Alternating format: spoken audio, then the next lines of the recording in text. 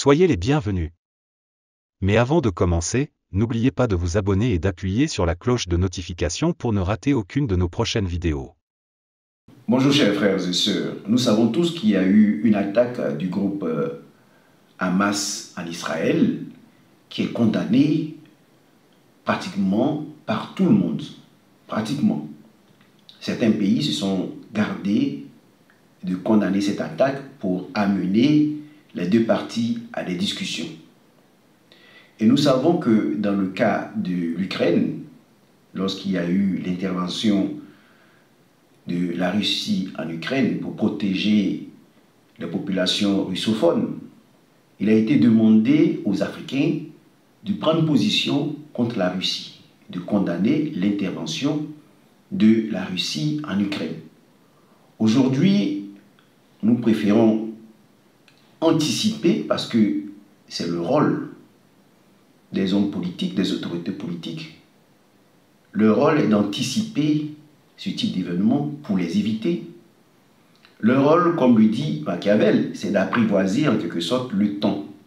Même s'ils ne sont pas dieux, mais ils essaient de prévoir ce qui peut arriver pour éviter ce que nous avons connu en Israël. Alors, qu'est-ce qu'il faut répondre à la France et à Sarkozy qui donnent leur approbation pour, disons, condamner, sinon qui condamnent en quelque sorte cette attaque du Hamas en Israël? Que dire à ces derniers en tant qu'Africains? En tant qu'Africains, nous sommes toujours attaqués par des terroristes, par des groupes armés. Par des groupes armés qui sont formés de manière discrète par la France. Donc, personne ne peut demander aux Africains aujourd'hui de condamner l'attaque du Hamas en Israël, parce qu'avant de le faire, il faut que la France prenne des dispositions pour ne plus que des groupes armés menacent le droit à l'existence des pays africains. Et nous avons un exemple probant, un exemple indiscutable, celui du Burkina Faso. Pendant 27 ans, le président installé par la France au Burkina Faso, après l'assassinat de Thomas Sankara, fut Blaise Compaoré. Pendant 27 ans, il a régné sur le Burkina Faso sans qu'il y ait une attaque terroriste au Burkina Faso. Aujourd'hui, parce qu'il a été rejeté par le peuple, le pays est en proie à des attaques intempestives de terroristes. Ce qui signifie quelque part que la France est liée aux terroristes. Donc, avant de condamner le groupe Hamas, il faut que la France prenne des dispositions pour que le terrorisme s'arrête au Burkina Faso, au Mali, au Niger. C'est la requête que, en tant qu'Africains noirs, nous demandons à Sarkozy, à Macron. Maintenant, concernant le droit à l'existence du peuple d'Israël, est-ce que nous sommes pour ou nous sommes contre? Nous sommes pour le droit à l'existence de toutes les nations du monde. Même si la question israélienne est particulière, mais nous sommes tous d'accord avec le droit à l'existence des nations de la terre.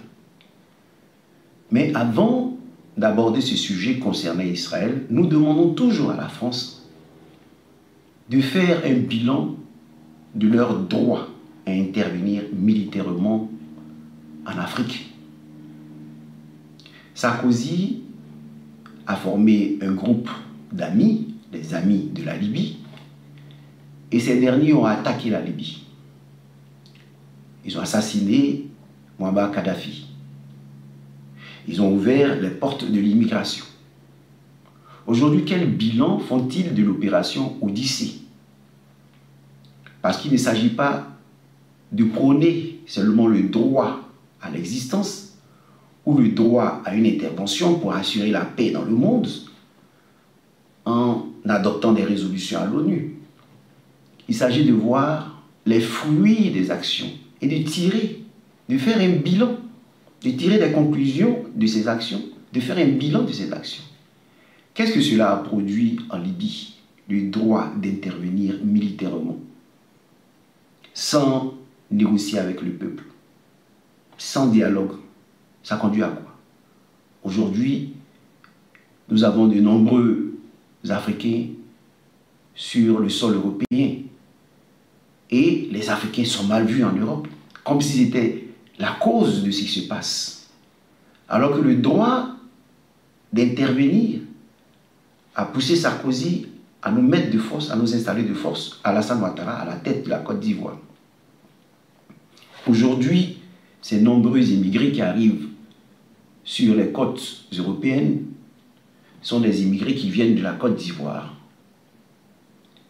Parce que nous avons en Côte d'Ivoire le gouvernement de Ouattara et un maire qui vient d'installer à Yopougon, qui est chargé de digitaliser tout, qui est chargé des passeports, et nous retrouvons de nombreux Ivoiriens sur les côtes européennes. Alors cela rime à quoi? Quel est le but des autorités françaises? Sarkozy ouvre les voies de l'immigration en assassinant Muammar Kadhafi. On installe un individu, un dictateur à la tête de la Côte d'Ivoire, qui brade les passeports ivoiriens à tout le monde. Et nous voyons de nombreux Ivoiriens, de nombreux Africains prendre les passeports ivoiriens pour se retrouver sur les côtes européennes. Et ces passeports, ces nombreux Africains viennent de partout. Puisqu'il suffit d'avoir le passeport ivoirien, qui a des accords privilégiés avec ses voisins du Nord, et on les voit sur les côtes européennes. Voyez que ce droit à l'intervention pousse à des excès. Et ce n'est pas tout, parce qu'à la tête de la Côte d'Ivoire se trouve à la fin un groupe terroriste. Pourquoi un groupe terroriste? Le gouvernement de Ouattara agit comme un groupe terroriste. Parce qu'au nom du droit à l'existence, disait-il, des jeunes du nord de la Côte d'Ivoire, ils sont intervenus. Aujourd'hui, nous constatons que cela a été un argument fallacieux pour faire croire que l'intervention de la France en Côte d'Ivoire était légitime. Ce contentieux a été porté à la Cour pénale internationale, où il a été démontré qu'il n'y a jamais eu une question du droit à l'existence des peuples du Nord. C'est-à-dire qu'il n'y a pas eu de complot contre les Djoula. Et le président Laurent Gbagbo a été libéré. Qu'est-ce que la France dit de cette intervention où il y a eu des morts d'hommes, de nombreux morts? Parce que on a eu une opinion erronée de ce qui se passe en Côte d'Ivoire. Et qu'est-ce que la France fait pour établir tout ça? Rien. On se contente de dire qu'on doit condamner Hamas. On doit dire qu'on est pour Israël. Mais ici, s'il y a eu une condamnation quasi unanime de l'intervention de Hamas en Israël, la position de l'Afrique noire est une troisième fois à exploiter pour ne pas que ces choses arrivent, ces tragédies soient connues par les peuples qui n'ont pas demandé d'être au centre des choix politiques erronés des gouvernements ou qui n'ont pas demandé d'être des otages du groupe armé. Parce que ce qui arrive, c'est toujours le peuple qui paye le prix de ces interventions. Le cas en Afrique. Parce que la France n'est pas d'accord avec un gouvernement, on demande des embargos sur les médicaments, sur la nourriture. Et ce sont les peuples qui paient toujours le prix le plus fort, comme le peuple israélien et le peuple palestinien, où nous enregistrons des milliers de morts, plus de 1500 morts. Donc l'Afrique se fait la voix des sans-voix, la voix des peuples. La position que nous adoptons en Afrique noire n'est pas une position de non-aligné, non.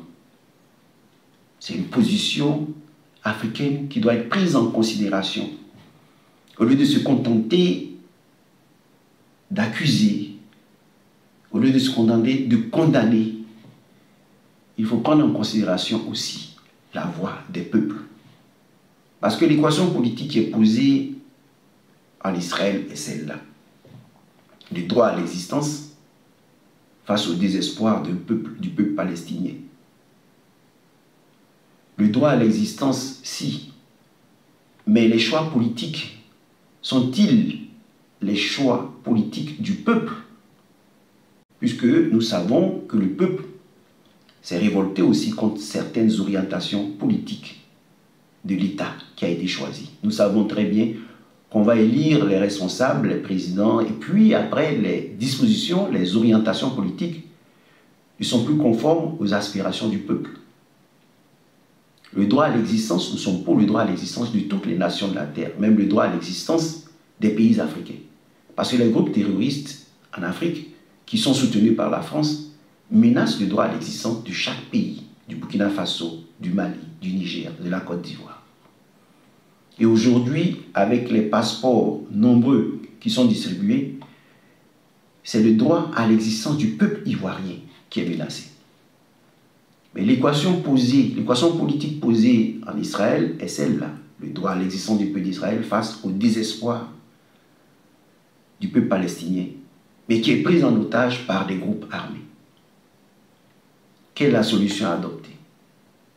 On retrouve ici la solution prônée par le président Laurent Gbagbo en Côte d'Ivoire jusqu'à ce jour, le respect des textes.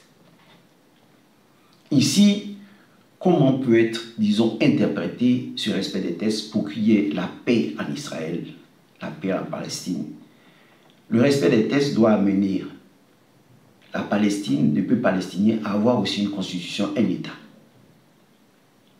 Ainsi, la sécurité d'Israël ne sera pas sous seulement l'autorité des autorités israéliennes, parce que les autorités palestiniennes vont penser à la sécurité dans leur pays, vont supprimer ces groupes armés, et nous aurons deux États qui vont collaborer. Et si nous avons des attaques qui viennent de la Palestine, alors c'est une déclaration de guerre. Mais ici, on n'assiste pas vraiment à une déclaration de guerre parce que ce n'est pas l'État palestinien qui s'oppose à l'État israélien. Nous avons des groupes armés qui ne sont pas les porte-voix du peuple. Le peuple est otage de ces groupes armés. Et les choix politiques d'Israël mettent aussi le peuple, les choix politiques font aussi du peuple israélien un peuple qui est pris en otage. Parce qu'il faut écouter à chaque fois le peuple. Et c'est le peuple palestinien et le peuple israélien qui en souffrent. C'est dans ces peuples que nous retrouvons toujours les morts. Donc ici, le respect des textes nous invite à faire de l'État palestinien un État, à faire du peuple palestinien plutôt un État à part entière. Et ainsi, nous avons une autonomie dans les deux camps. Il appartiendra aux autorités palestiniennes de veiller sur la paix aux frontières d'Israël et de la Palestine. Voilà ce que nous devons dire du respect des textes. Et au-delà du respect des textes, nous devons affronter l'interprétation erronée de ces Écritures, qui amène certains à nier à Israël le droit à leur existence. Cela vient de la mauvaise interprétation des versets coraniques. Dans l'autre camp, nous avons souvent la mauvaise interprétation de la Torah, ou même du Talmud. Donc, la solution du président Laurent Gbagbo peut être une solution qui peut apporter la paix en Israël et en Palestine, et qui peut apporter la paix aussi en Côte d'Ivoire. Pourvu que la France demande à Ouattara de ne plus agir comme un État terroriste, de libérer les prisonniers politiques qui se sont battus pour l'intégrité territoriale de leur pays. Si cela n'est pas fait, eh bien, l'État à la tête de la Côte d'Ivoire ressemble à tous les groupes terroristes que nous connaissons dans le monde. Et ici est menacé le droit à l'existence du peuple ivoirien.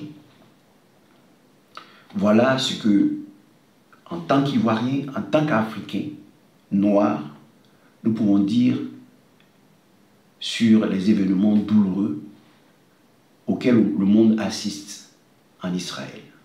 Merci. Voilà, c'est tout pour cette vidéo. Si elle vous a plu, n'oubliez pas de mettre un like et de vous abonner si ce n'est pas encore fait. Sur ce, merci et à très bientôt.